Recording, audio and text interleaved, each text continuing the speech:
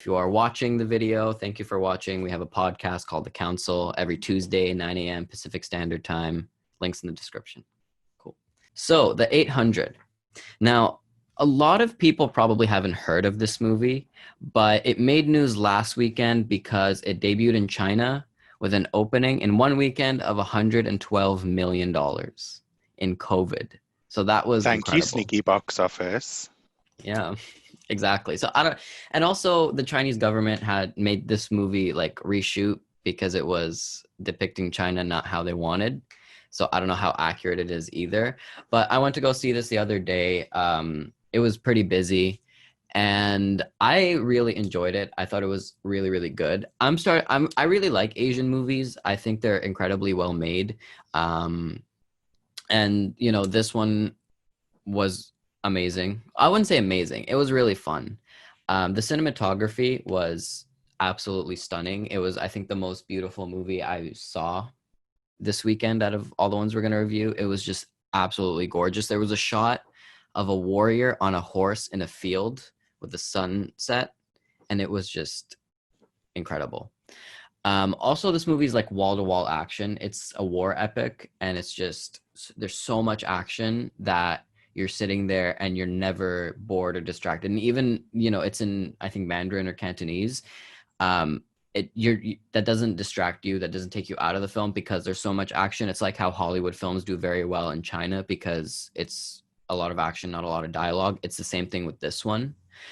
So that was really fun. The one thing I will say though is because there's so much action and they're so long that a lot of the action sequences feel like the finale. So you're sitting there and you're like, oh, this movie, because it's a 2-hour and 30-minute movie, and you're like, oh, this movie is gonna end, and then it doesn't, and there's like 3 more huge, finale type action sequences. So I think they could have, like, if they wanted to, split this up to like 3 movies because it was just so long. So that was something I didn't like about the movie. The other thing that I found with Asian movies is, like, Peninsula had the same thing, and I think Wandering Earth and a couple other ones I saw, is whenever there's a white actor, they're not very good.